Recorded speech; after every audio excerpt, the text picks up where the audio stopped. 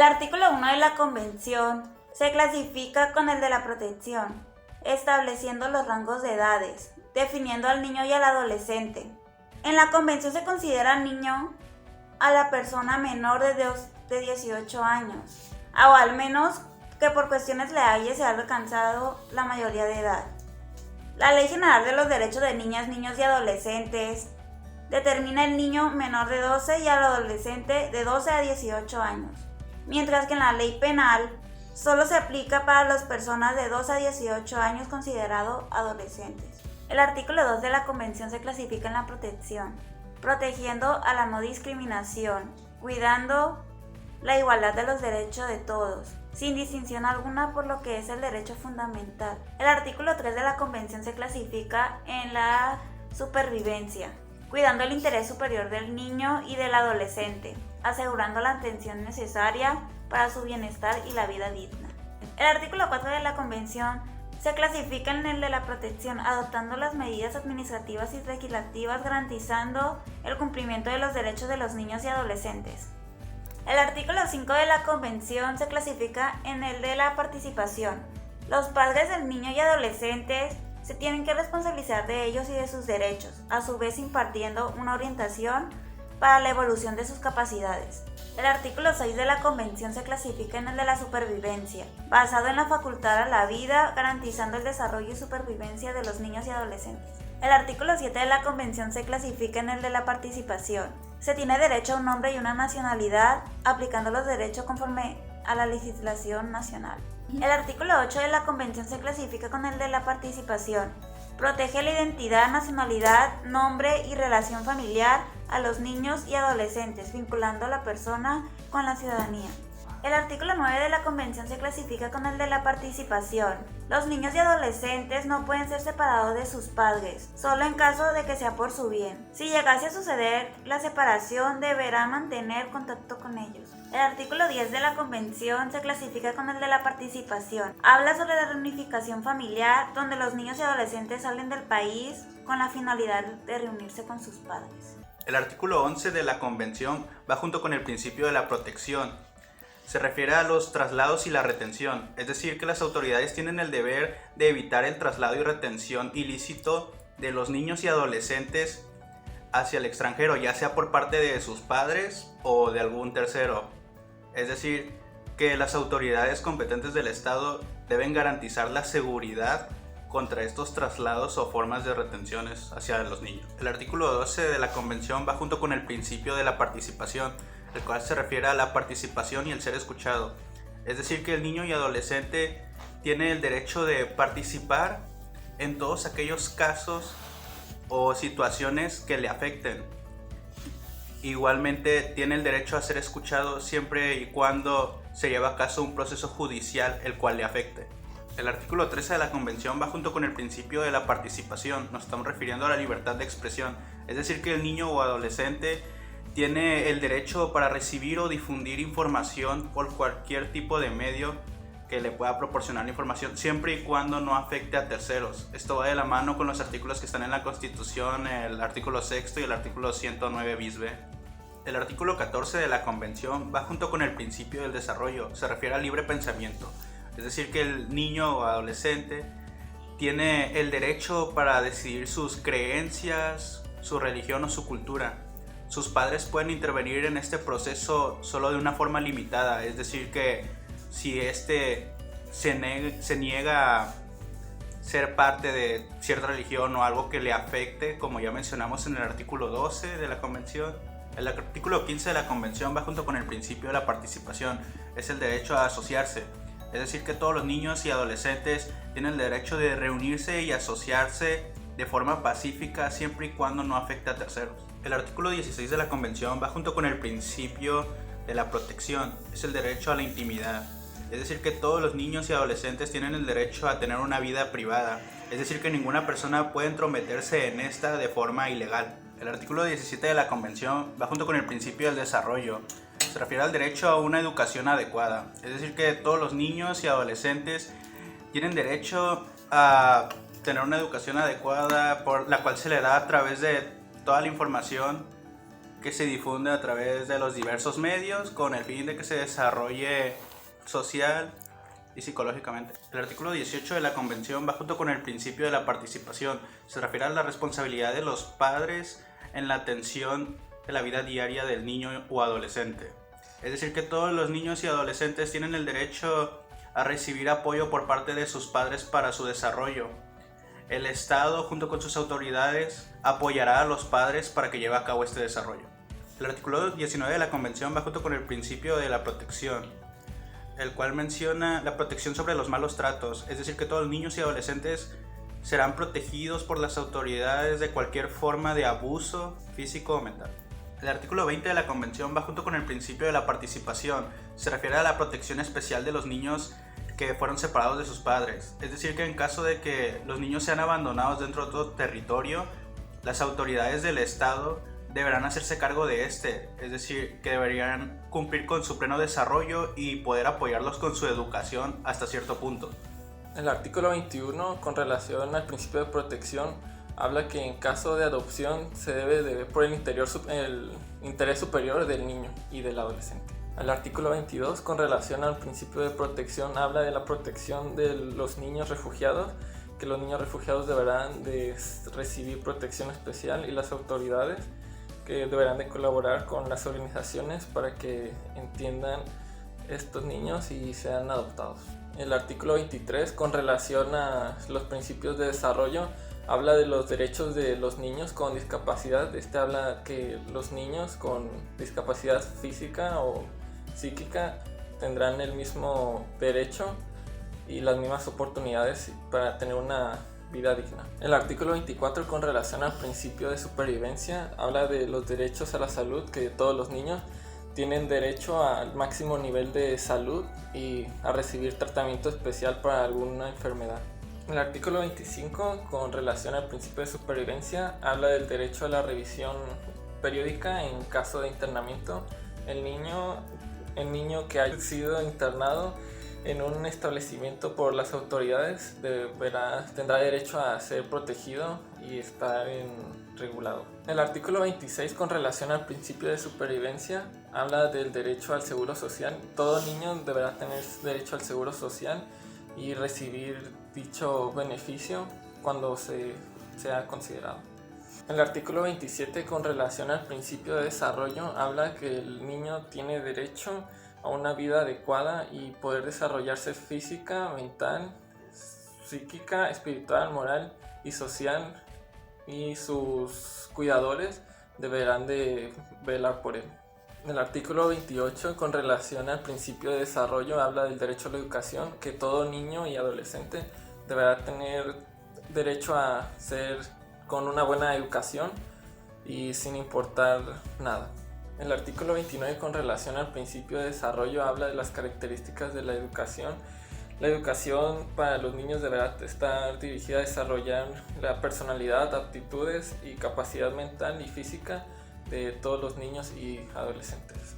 El artículo 30, con relación al principio de participación, habla de la protección a las minorías, que los niños que pertenezcan a minorías ética, religiosa, lingüística, tienen derecho a disfrutar una vida cultural y participar en ellas. El artículo 31 de la Convención tiene que ver con los derechos de desarrollo. Este derecho habla más que nada sobre el derecho que tienen los niños y adolescentes al tiempo libre, el derecho de descansar, de jugar y realizar actividades recreativas, al igual que realizar actividades culturales y artísticas aptas a su edad. También el Estado debe proveer y proteger dicho derecho. El artículo 32 tiene que ver con los derechos de protección. Este derecho habla de la protección que tienen los niños y los adolescentes contra la explotación laboral, a no ser obligado a trabajar y en caso de que trabaje, que estos trabajos no sean perjudiciales para el desarrollo, la salud o la educación del menor. Los estados deben de implementar medidas que deben de seguir para que los menores puedan trabajar. Entre estas medidas encontramos el establecimiento de la edad mínima, los horarios laborales y las condiciones aptas, y también existe un castigo para quienes no cumplan dichos estándares. El artículo 33 habla sobre el derecho de protección, enfocándose en la protección que le tienen a los niños y adolescentes contra las drogas ilegales. Los estados deben de tomar medidas legislativas, administrativas, sociales y educativas para proteger a los niños y adolescentes del uso ilícito de cualquier estupefaciente, al igual que evitar que los niños sean involucrados en la producción o distribución de los mismos. El artículo 34, clasificado en los artículos de protección, habla sobre la protección contra el abuso sexual de niños y adolescentes. Se deben de tomar medidas necesarias para evitar dicha práctica. El menor no debe de ser alentado u obligado a realizar actos ilegales y sexuales. Tampoco debe de ser prostituido o utilizado para producciones pornográficas, ya sea en videos o en fotos. El artículo 35 tiene que ver con los derechos de protección, enfocándose en la protección contra el tráfico y trata de niños.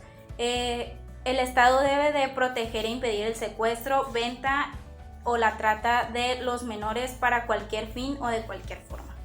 El artículo 36 tiene que ver con los derechos de protección y de igual forma va vinculado con el artículo 35. Este artículo habla de la protección a los niños y adolescentes contra cualquier forma de explotación que sea perjudicial para su bienestar y de igual forma el Estado debe de protegerle la ayuda necesaria.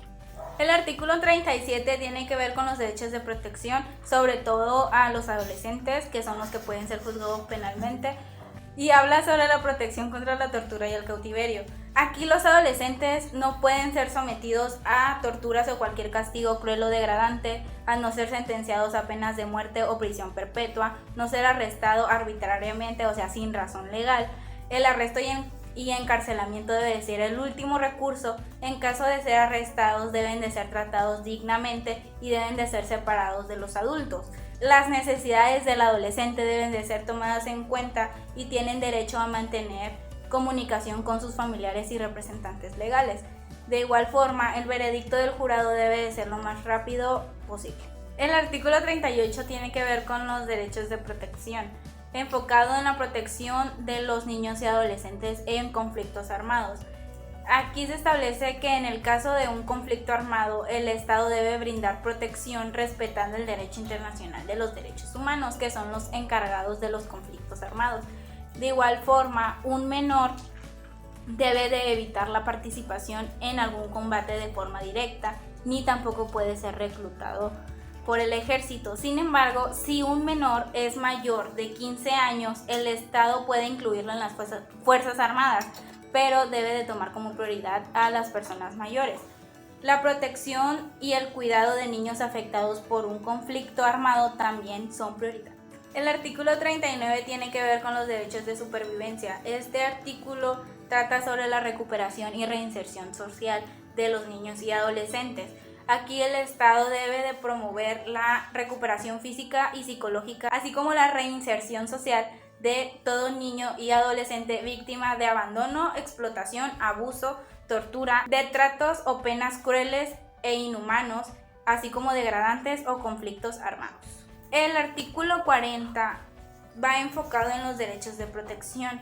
En este artículo se toca la administración de justicias de menores. Aquí todo menor que sea considerado culpable de un delito tiene derecho a que se le respeten sus derechos de tener un procedimiento equitativo, de disponer de asistencia jurídica que le ayude en su defensa y se le deben de imponer penas o medidas de seguridad mínimas. Si desglosamos el artículo 40, en la fracción 1 habla que en caso de que un adolescente sea sospechoso o declarado culpable de un delito, el Estado debe de respetar sus derechos fundamentales, así como que en el proceso su edad debe de ser tomada en cuenta. También se debe de pensar de una forma de reinsertarlo en la sociedad en buenas condiciones y tomando en cuenta el derecho de las víctimas de las cuales fueron involucradas en el delito. También debe existir una prevención social de la violencia y la delincuencia para los adolescentes para que no exista una alta tasa de violencia. Hablando de la fracción 2, aquí el adolescente no debe de ser acusado falsamente, es inocente hasta que se demuestre lo contrario, debe de recibir un juicio justo con un jurado imparcial que tome en cuenta su edad y sus condiciones, no debe de ser obligado a confesar la culpabilidad, también tiene el derecho de solicitar los veredictos y debe de tener ayuda de sus abogados. También se le debe de respetar en todo momento su vida privada. En la fracción 3 se establece las leyes, procedimientos, autoridades o instituciones encargados de cuidar al menor acusado de infringir las leyes. También se habla de la edad mínima para juzgarlo, porque no se le puede juzgar como adulto. Y también en dicha ley, en la ley penal, se habla de que un adolescente solo puede ser juzgado penalmente a partir de los 12 hasta los 18 años. También se debe de tratar de no recurrir a procesos judiciales, así como la eficacia y la rapidez de dichos procesos. Debe de haber jurisdicción y competencia de las autoridades o instituciones, así como se debe haber la empleación de autoridades auxiliares en el proceso. Dichas autoridades podrían ser un psicólogo, perito o alguna institución que cuide los derechos humanos fundamentales de los adolescentes. Más que nada, en esta fracción se habla de todo lo relacionado con las audiencias y los juicios. En la fracción 4 hace hincapié en la preferencia de realizar trabajos comunitarios por cometer un delito.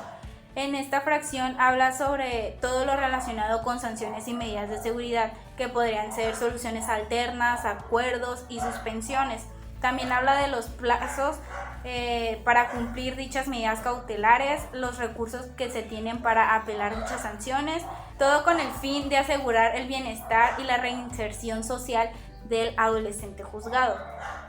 También se establecen las medidas de prevención privativas de la libertad, que podrían ser la estancia domiciliaria, el internamiento o el semi-internamiento. También encontramos las medidas de sanción no privativas de la libertad, en donde se encuentra la amonestación, los trabajos comunitarios, la restauración del daño y la libertad condicional.